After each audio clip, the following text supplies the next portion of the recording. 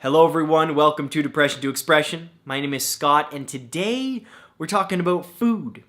How food affects mood. These top 10 foods that I'm encouraging you to research and to incorporate into your diet. Ask your doctor, again, do more research. I'm not a nutritionist, I'm not a doctor. I'm just a guy who reads a bit, experiments with his body and tries new things to make himself feel better. That's all I do, that's it. Now, this channel is all about attacking depression and anxiety from every possible angle, seeing what works, seeing what doesn't, throw away the fluff, and keep all the good stuff.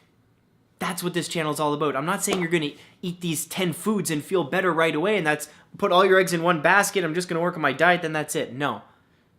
It's not the way I've experienced depression, anxiety, and managing symptoms. It's more attacking from every angle. I'm going to try these different foods, maybe a few, maybe one, two, see how I feel. But alongside that, I'm going to do some therapy. And then how about some medication? And then how about some exercise and then meditation on the side? Attack it from all angles. This isn't the be-all, end-all, okay? These foods are just to spark some ideas for you to do some more research and think about your diet. That's it, all right? Top 10 foods I'm encouraging you to try. 3, 2, 1, go. Number 1, whole grains. Now there's already going to be debate in the comments. Scott, whole grains, isn't that gluten? Gluten's bad for you, isn't it?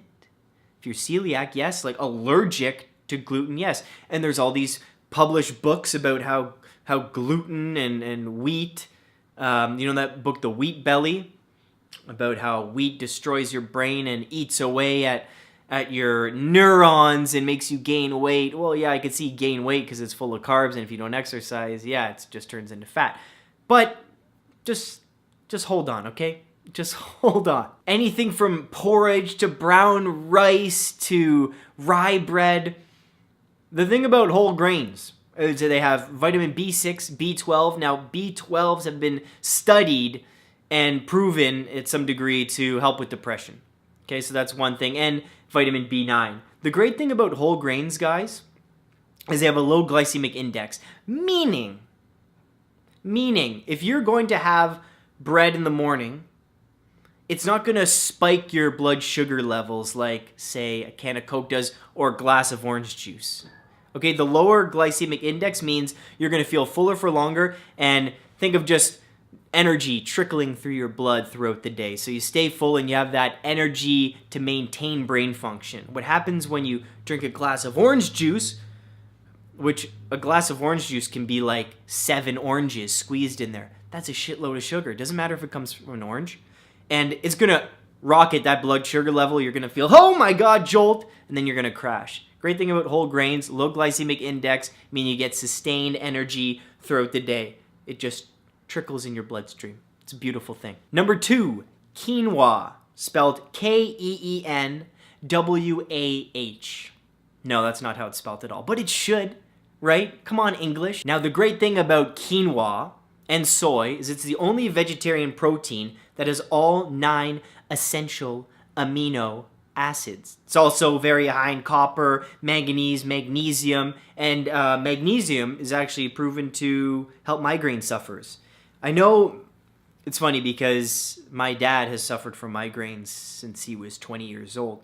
And just over the Christmas break, he had a terrible migraine where I'm downstairs, I can hear him crying, and he's upstairs 2 floors up, and he's pounding on the ground, and it lasted like 13, 14 hours, throwing up, the whole deal, just completely debilitating.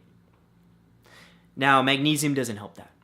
He's tried everything. He's tried everything. If you have a migraine cure from my dad, and he's tried everything, all types of different therapy, and he uses a,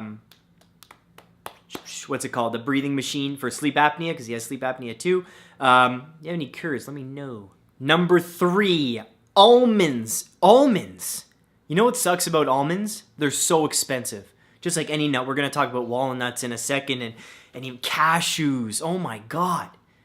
I realize you can't afford these things, but let's talk about it anyways. So almonds have this magical brain ingredient called phenylalanine. I had to actually Google the pronunciation there. And it's an amino acid, and it helps the production of dopamine. And dopamine is that feel-good neurotransmitter where, you know, you're rewarded with something and it's like, ah, that feels good. That's why every time you get a text or a like on your Facebook page, dopamine surge. You feel like, and then you get that tent in your pants and you're like, no, just kidding. Almonds are also very high in vitamin E and also have been proven to reduce your cholesterol, or the LDL bad cholesterol.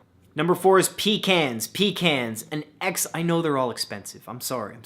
Excellent source of vitamin E, actually has 19 vitamins and minerals. Also a great source of choline, the chemical precursor to acetylcholine, the neurotransmitter, proven to slow down neuron or neurodegeneration.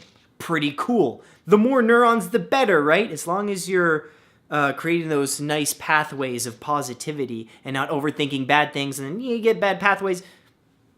I don't know what I'm talking about. Number 5.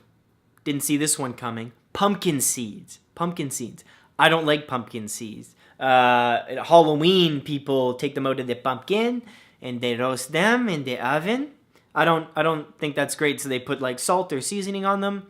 But the benefits are there. Very high in zinc, pumpkin seeds. And zinc is said to be used in the hippocampus, which is there for long-term and short-term memory.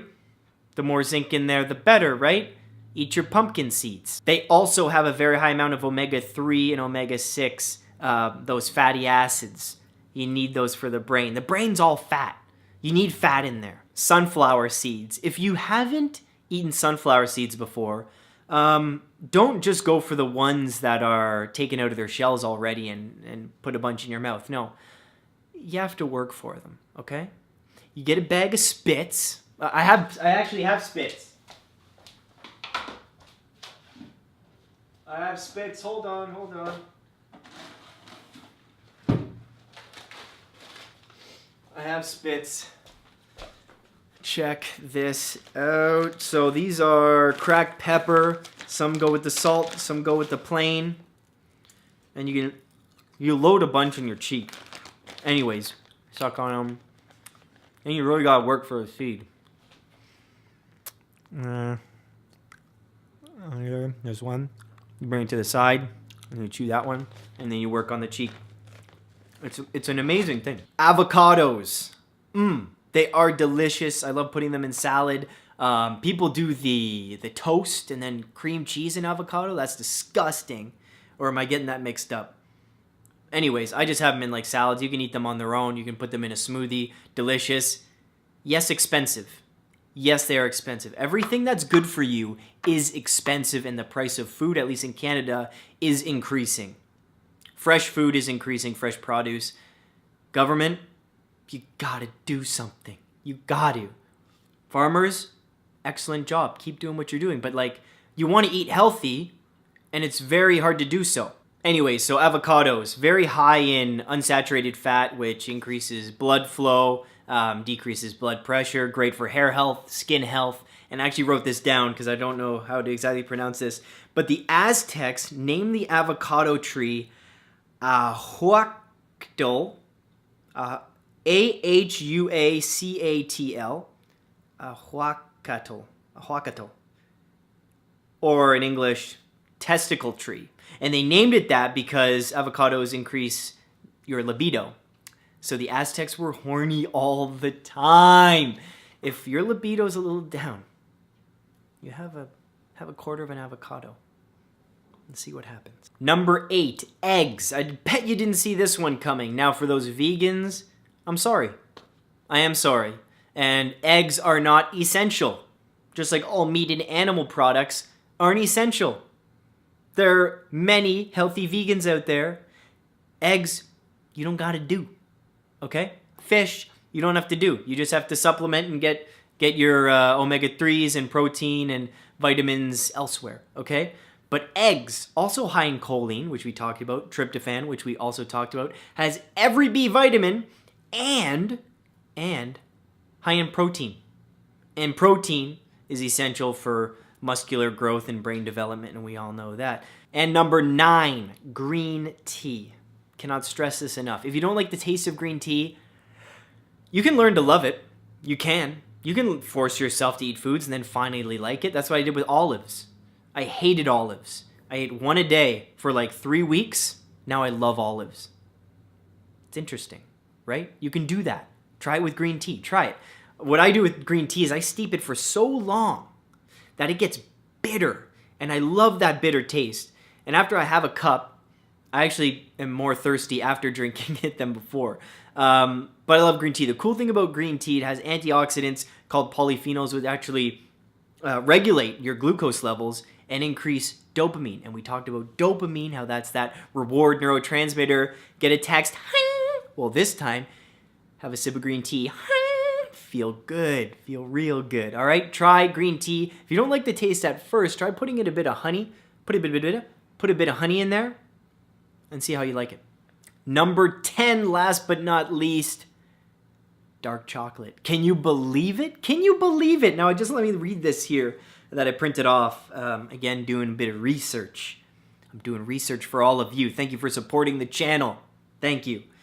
The cocoa bean was revered by the Mayans and Aztecs as its scientific name, Theobroma cocoa. Means food of the gods. That's amazing. Very cool. Now, this is interesting. There's magnesium, a lot of magnesium in dark chocolate. 50% of people in industrialized countries, meaning US and Canada, are magnesium deficient. I don't know about that. Obviously depends on your diet, but 50% of people magnesium deficient? That's a little hard to believe. That was really the only good thing about the dark chocolate, other than it has those antioxidants as well and can also lower blood pressure. With dark chocolate, I don't like milk chocolate anymore. It feels too waxy and sugary. I like the high cocoa, like 78, 80%. Those were the 10 foods that I would recommend trying. Now, again, I'm not a nutritionist, doctor. I don't know a lot about this stuff. Maybe you have suggestions and research you want to share with me. Please comment below and share some different foods that may have helped you. Maybe different supplements. I know we're talking about omega-3s and B vitamins and choline as a vitamin as well you can take. Please let me know. Please please share.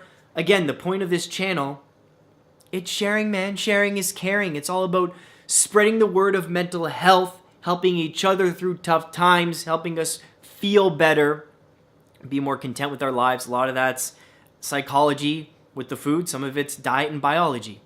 That's what it comes down to. Brain chemistry, things like that. So let's be nice to each other in the comments. Have an awesome day. Don't forget to subscribe. Take care.